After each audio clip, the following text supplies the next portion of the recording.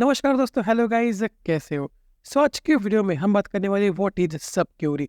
सब क्यूरी एक बहुत ही इंपॉर्टेंट कंसेप्ट है। मतलब कि अगर आपको स्क्रीन में कॉम्प्लेक्स क्यूरीज लिखनी है ना, तो आपको सब क्यूरीज आनी जरूरी है। So without wasting any more time, let's get started. So guys, this is Prasad and welcome to PM Guru. So what is subquery. देखो, subquery allows us to create complex queries on the output of another query, or we can say queries embedded in a query।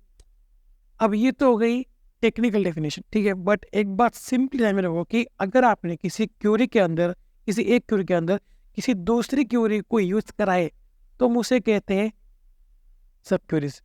Okay, तो मैं आता हूँ नीचे। ठीक है, देखो यहाँ पे लिखा हुआ है एक बात कि subquery syntax involve to select statement. Subquery मतलब क्या कि जहाँ पे दो सिलेक्ट स्टेटमेंट्स एक साथ यूज हो रहे हैं, एक के अंदर दूसरा, तो उसे हम कहते हैं सब क्यूरी, राइट। ओके, तो अब बात कर लेते हैं सिंटैक्स के बारे में, ठीक है। सब क्यूरीज में हमारे पास दो क्यूरीज होती है, जैसे कि हमने पहली बात कर रखी है, राइट। ये हो गई पहली एंड ये हो गई दूसरी, यहाँ से यहाँ तक, ठीक है। ये हो गई दूसरी, ठीक है। अगर हम एक क्यूरी को किसी दूसरी क्यूरी के अंदर यूज कर रहे हैं, तो हम उसे कहते हैं सब क्यूरीज, राइट। समझ में आ रहा है। इस वाली क्यूरी को हम कहते हैं इनर क्यूरी, ठीक है।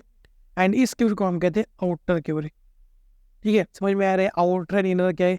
जो इनर मोस्ट क्यूरी है उसको हम कहते हैं इनर क्यूरी, एंड जो आउटर मोस्ट है उसको हम कहते हैं आउटर क्यूरी, राइट। तो एक बात और देखो कि आपको यहाँ पे ऑपरेटर नाम का कुछ दिखाई दे रहा होगा। तो भाई यहाँ पे ये ऑपरेटर क्या है। ऑपरेटर हमारे पास दो है बेसिकली, मतलब कि बहुत सारे हो सकते हैं, बट बेसिकली जो जनरल यूज होते हैं ना, वो दो है। वो है इन एंड एग्जिस्ट, ठीक है। इनका एग्जाम्पल ना हम देखने वाले हैं, तो टेंशन मत लेना, ठीक है। तो बात है नीचे और देखते हैं कुछ पॉइंट्स हमने लिख रखे, ठीक है। देखो, जब भी ये क्यूरी रन होगी ना, तो सबसे पहले एसक्यूएल इंजन जो है वो सॉल्व करेगा इनर क्यूरी को, मतलब कि ये वाली क्यूरी पहले एग्जीक्यूट होगी। उसके बाद then it uses its return output to execute the outer query, मतलब कि इसका आउटपुट लेके ये जो आउटर क्यूरी है वो एग्जीक्यूट होगी। और subquery may return single value, a single row और सिंगल कॉलम और एन टेबल। मतलब कि ऐसा कुछ भी नहीं है कि यहाँ पे सिर्फ एक ही वैल्यू रिटर्न होगी। यहाँ पे कॉलम, टेबल पूरा का पूरा रिट्रीव हो सकता है, ठीक है। समझ में आ रहा है। एसक्यूएल इंजन एग्जीक्यूशन स्टार्ट करता है सब क्यूरी से। ओके, सब क्यूरी एग्जीक्यूट होने पर उसका जो आउटपुट है वो लेके एसक्यूएल इंजन आउटर क्यूरी को सॉल्व करेगा, right. You can have a lot more than one subquery in the outer query. It is possible to nest inner queries within another inner queries. Okay, मतलब कि ऐसा नहीं है कि यहाँ पे देखो क्या हो रहा है। एक क्यूरी के अंदर आप एक ही क्यूरी यूज कर रहे हो, ठीक है। मतलब कि एक आउटर क्यूरी के अंदर हम एक ही इनर क्यूरी यूज कर रहे हैं, बट ऐसा नहीं है कि यहाँ पे एक ही इनर क्यूरी आ सकती है। यहाँ पे इस इनर क्यूरी के अंदर भी एक इनर क्यूरी आ सकती है, राइट। मतलब क्या पे नेस्ट हो सकता है, नेस्टिंग हो सकती है, राइट। आउटर क्यूरी, उसके अंदर इनर क्यूरी, उस इनर क्यूरी के अंदर अनदर इनर क्यूरी, ऐसा हो सकता है। And SQL engine again starts with the innermost inner query, मतलब कि अगर इसके अंदर कोई इनर क्यूरी होती, सपोज कि यहाँ पे वेयर के बाद कोई इनर क्यूरी होती, राइट, तो वो पहले एग्जीक्यूट होगी, उसके बाद ये क्यूरी एग्जीक्यूट होगी, उसके बाद आउटर क्यूरी एग्जीक्यूट होगी, राइट। बहुत आसानी समझ में आ रहे हैं। तो अब आगे बढ़ते हैं। देखो, जैसे कि मैंने आपको बताया था कि in this case SQL engine would execute the innermost query first, right. Okay, तो यहाँ पे हमारे पास दो टाइप के ऑपरेटर्स है। मैं इनका डिफरेंस अभी आपको नहीं समझाता, अभी चलते प्रैक्टिकल की तरफ। देखो, अभी के लिए सिर्फ इतना समझो कि हमारे पास दो ऑपरेटर्स है, पहला है इन एंड दूसरा है एग्जिस्ट, ठीक है। तो अगर मैं सिंपली बात करूँ इन की, देखो अगर मैं ऊपर आऊँ, ठीक है। ओके, तो अगर यहाँ पे मैं लिख दूँ इन, तो क्या होगा, पहले तो ये क्यूरी रिटर्न होगी, राइट। एंड उसका जो आउटपुट है ना, वो यहाँ पे आ जाएगा, राइट, इस क्यूरी की जगह। एंड यहाँ पे एक कॉलम नेम, ठीक है। एंड अगर इस कॉलम नेम में इनमें से कोई वैल्यू आ रही है, तो ही ये रिकॉर्ड रिट्रीव होगा, तो ये वैल्यूज रिट्रीव होंगी। समझ में आ रहा है। तो इसीलिए इन यहाँ पे कहा गया है। समझ में आ रहा है बेसिकली क्या होता है। अगर आप किसी एक क्यूरी के अंदर दूसरी क्यूरी को यूज कर रहे हो, तो हम कहते हैं उससे सब क्यूरी। तो यहाँ पे हमारी बात चल रही थी एग्जिस्ट एंड इन के बारे में, ठीक है। तो इन एंड एग्जिस्ट के दो ऑपरेटर्स है जो हम यूज करते हैं सब क्यूरीज के वक्त, ठीक है। बट इसके आगे बढ़ने से पहले हम इसका ना प्रैक्टिकल देख लेते हैं, ठीक है। उसके बाद आपको इन एंड एग्जिट दोनों समझ में आ जाएंगे। मुझे पता है कि अभी आपको ठीक से समझ में नहीं आ रहा होगा। ओके, तो हम आ चुके हैं माइस्क्यूल में। हमारे पास एम्प्लॉयज नाम का डेटाबेस को उसको मैं एक्टिव कर लेता हूँ, राइट। ओके, इसमें हमारे पास दो टेबल्स है, select, okay, select star from employees, okay, इसको भी रन कर लेते हैं। ओके, उसके बाद हमारे पास एक और टेबल है जिसका नाम है डिपार्टमेंट मैनेजर, ओके, राइट। तो इन दोनों के बेस में जो कॉमन कॉलम है वो है एम्प्लॉय नंबर। आप भी सोचो ना कि एम्प्लॉयज में से कोई ना कोई मैनेजर होगा, राइट। यहाँ पे एम्प्लॉय नंबर जो है वो कॉमन है दोनों में। तो देखो यहाँ पे 24 मैनेजर से मतलब कि 24 रिकॉर्ड्स यहाँ पे मौजूद है। ओके, तो अब मुझे ये करना है कि डिपार्टमेंट मैनेजर जितने भी है ना उन सभी के नाम, मतलब कि first name and last name दोनों मुझे रिट्रीव करने हैं, ठीक है। और first name and last name जो है ना वो है एम्प्लॉयज टेबल के अंदर। वो कैसे होगा, आते हैं नीचे। सबसे पहले मैं क्या करता हूँ, select e dot first name comma e dot last name, okay, from employees e, okay। अब यहाँ पे आते हैं नीचे, एम्प्लॉयज नहीं यार, एम्प्लॉयज ई ही रखना था मुझे। ओके, अब मैं आता हूँ नीचे, उसके बाद आएगा वेयर, उसके बाद ई डॉट एम्प्लॉय आईडी जो कि कॉमन कॉलम है दोनों में, तो मैं इससे यूज कर रहा हूँ, right. Where E dot employ ID in, इसके बाद आएगी हमारी सब क्वेरी। अब सब क्वेरी के अंदर क्या होगा, ठीक है। अभी के लिए हमें क्या करना है कि जो डिपार्टमेंट मैनेजर्स है ना उन सभी के नाम मुझे चाहिए, ठीक है। तो मैं यहाँ पे क्या करूँगा, simply select DM dot EMP number. अब डीएम क्यों, क्योंकि मैं डिपार्टमेंट मैनेजर को अलाइज तय करने वाला हूँ डीएम से, right. From department manager DM.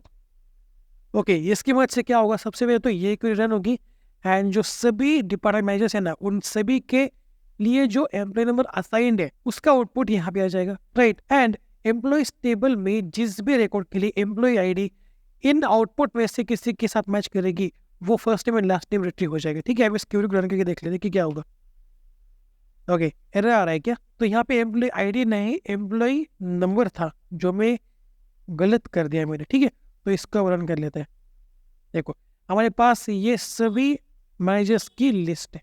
Okay, समझ में आ रहा है क्या हो रहा है। पहले तो ये क्यूरी रन होगी जो इनर क्यूरी होगी, उसके बाद इसका आउटपुट लेगी, ये जो बड़ी क्यूरी है वो रन होगी। ओके, समझ में आ रहा है। तो मैं एक बार फिर से इस क्यूरी को रन कर लेता हूँ, ठीक है। तो देखो मैं एक और एग्जाम्पल लेने वाला हूँ, तो ध्यान से देखना, ठीक है। तो आगे बढ़ने से पहले एक और बात की, मुझे पता है कि आप सोच रहे होंगे कि भाई ये जो क्यूरी है ना ये हम ज्वाइन की मदद से भी कर सकते हैं।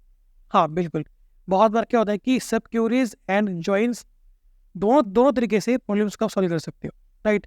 बट ज्वाइंस यूनियंस का यूज करके जो क्यूरी है ना वो कॉम्प्लेक्स बन जाएगी, ठीक है। उसकी बजाय आप सब क्यूरीज का यूज कर सकते हो, वो आपके लिए बहुत ही फायदेमंद और आसान रहेगी, ठीक है। एंड कई बार क्या होता है कि जो प्रॉब्लम्स होती है वो बहुत ज्यादा कॉम्प्लेक्स होती है, तो वहाँ पे सब क्यूरीज लिखना आपके लिए बहुत ही फायदेमंद रह सकता है। ओके, तो आगे बढ़ते हैं। यहाँ पे हम एक और एग्जाम्पल लेने वाले हैं। यहाँ पे देखो डिपार्टमेंट मैनेजर के अंदर फ्रॉम डेट नाम का एक टेबल है। ओके, तो मुझे ऐसे ही रिकॉर्ड्स, ऐसे ही डिपार्टमेंट मैनेजर के नाम चाहिए जो 1990 के बाद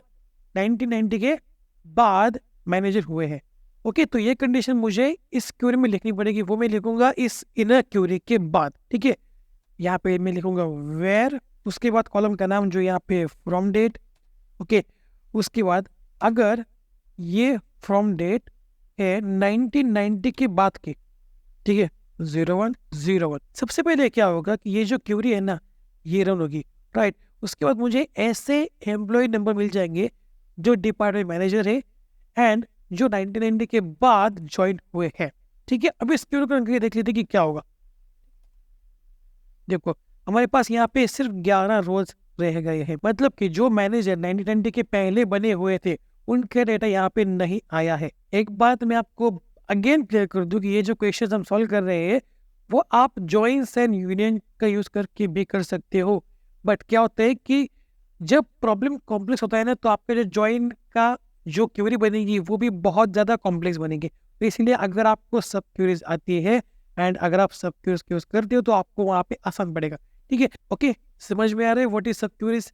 यहाँ पे इन के बारे में समझ में आ रहा है। सबसे पहले क्या होगा, ये क्यूरी रन होगी एंड हमें एज आउटपुट कुछ एम्प्लॉय नंबर्स मिल जाएंगे, राइट। उसके बाद ये क्यूरी हर एक रिकॉर्ड के लिए एम्प्लॉय नंबर को चेक करेगी कि वो एम्प्लॉय नंबर इन आउटपुट में से, इन एम्प्लॉय नंबर्स में से है या नहीं। अगर है तो वो रिकॉर्ड रिट्रीव हो जाएगा, और अगर नहीं है तो वो रिकॉर्ड रिट्रीव नहीं होगा, ठीक है।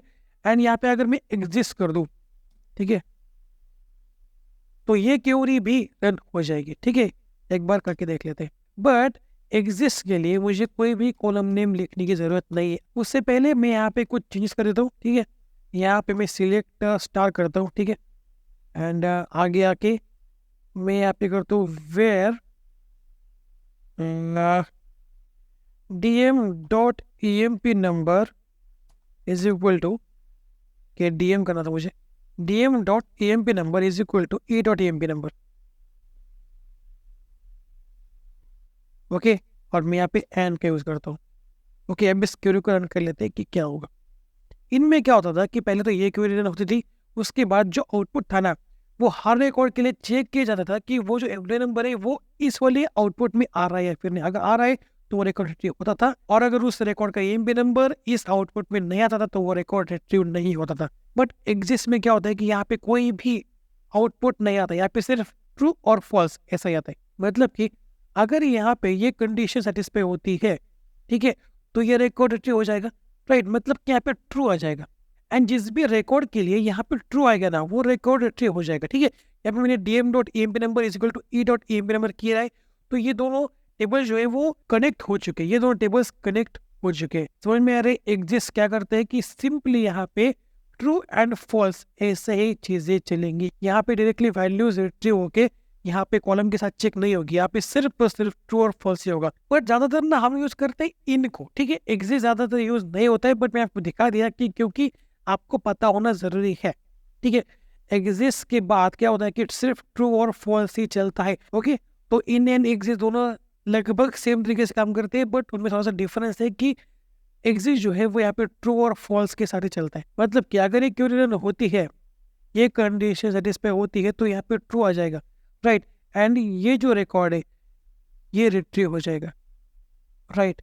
इसीलिए मैंने यहाँ पे dm.emp number is equal to e.emp number लिखा हुआ है। बट सिंपली ध्यान में रखो कि in is best, okay. In बहुत अच्छा है, इनके साथ हमारा बहुत सारा काम चल जाता है, बट कई बार आपको एग्जिस्ट के साथ भी काम करना पड़ सकता है, ठीक है। तो आपको पता होना चाहिए कि व्हाट इज एग्जिस्ट, ठीक है। दोनों में डिफरेंस क्या है वो भी एक बार देख लेते हैं। एग्जिस्ट क्या करते हैं कि test row values for existence, ठीक है। समझ में आ रहा है क्या हो रहा है, ओके। ये हमने अभी बात कर रही थी, राइट। एंड इन क्या करते हैं कि सर्चेस अमॉन्ग वैल्यूज। यहाँ पे क्या होता है कि सर्च होता है वैल्यूज के अंदर। सर्च क्या था कि अगर जो आउटर क्वेरी का कॉलम है ना, उसमें अगर इन आउटपुट में से कोई वैल्यू आ रही है तो वो रिकॉर्ड रिट्रीव हो जाएगा, राइट। ये इन बहुत सिंपल है, बहुत ज्यादा सिंपल है, आपको समझ में आ रहा होगा, राइट। एंड एग्जिस्ट थोड़ा सा आपको कॉम्प्लिकेटेड लग सकते हैं क्योंकि यहाँ पे चीजें टेस्ट होती है, यहाँ पे सिर्फ एस एंड नो इनके ऊपर ही काम चलता है, राइट। ओके, आगे बढ़ते हैं। Quicker in retrieving large amounts of data. क्यों? क्योंकि यहाँ पे सिर्फ ट्रू और फॉल्स के साथ ही काम चलता है। जहाँ पे ट्रू आएगा वही रिकॉर्ड के साथ काम किया जाएगा, राइट। और ये बात को इनकी, इनमें क्या होता है कि faster with smaller amount of data. मतलब कि इसमें क्या होता है कि जो यहाँ पे कॉलम नेम है, सपोज कि एम्प्लॉय नंबर, ठीक है। उसके बाद हमारे पास है एक आउटपुट, मतलब कि जो इनर क्वेरी का आउटपुट, राइट। अगर किसी रिकॉर्ड के लिए एम्प्लॉय नंबर इनमें से कोई होगा तो वो रिकॉर्ड रिट्रीव हो जाएगा, राइट। ये इन, ठीक है, बहुत ही सिंपल है। इन एग्जिस्ट थोड़ा सा मुश्किल है, बट उसकी आपको जरूरत है भी नहीं, ठीक है। मैं आपको समझाने के लिए दिखा रहा हूँ, ओके। तो आगे बढ़ते हैं। Some do not all nested queries can be rewritten using joins which are more efficient in general. मतलब कि मैंने आपको पहले ही बता रखा है कि जो नेस्टेड क्वेरीज है, मतलब कि सब क्वेरीज की अगर मैं बात करूँ तो बहुत सारे जो प्रॉब्लम्स है ना वो हम जॉइंस की वजह से सॉल्व कर सकते हैं, ठीक है। बट सभी नहीं, कई बार आपको सब क्वेरीज का यूज करना ही पड़ेगा वहाँ पे। Which are more efficient in general, मतलब कि अगर छोटा सा प्रॉब्लम है तो वहाँ पे आप जॉइंस का यूज कर सकते हो, ठीक है। बट अगर कोई कॉम्प्लेक्स प्रॉब्लम है, कॉम्प्लेक्स क्वेश्चन है, तो वहाँ पे आपको नेस्टेड क्वेरी यानी कि सब क्वेरीज का यूज करना ही पड़ेगा, ठीक है। This is true particularly for inner queries using the where clause. मतलब कि अगर आपकी इनर क्वेरी में वेयर क्लॉज आ रहा है, ठीक है, तो वहाँ पे आप जॉइंस का यूज नहीं कर सकते, आपको वहाँ पे सब क्यूरीज के यूज करने पड़े, ठीक है। जैसे कि यहाँ पे ये हमने कंडीशन डाली थी, राइट। हमें ऐसे ही डिपार्टमेंट मैनेजर्स का डेटा चाहिए था जो 1990 के बाद ज्वाइन हुए हैं, तो यहाँ पे हम जॉइंस का यूज नहीं कर सकते। यहाँ पे हमें सिंपली सब क्यूरीज है, नेस्टेड क्यूरीज है, उनका ही यूज करना पड़ेगा, राइट। सब क्यूरीज को हम ना इनर क्यूरी और नेस्टेड क्यूरी भी बोलते हैं। So that's it for today guys. अगर आपको कुछ डाउट हो तो मुझसे कमेंट बॉक्स में पूछ सकते हो। एंड अगर आपको वीडियो पसंद आती हो तो लाइक कर दो, नए हो तो चैनल को सब्सक्राइब कर लो। एंड इस सीरीज को अपने दोस्तों के साथ शेयर करना मत भूलना जिसको एसक्यूएल की जरूरत है। सो मिलते हैं अगले वीडियो में, तब तक के लिए have a good and bye.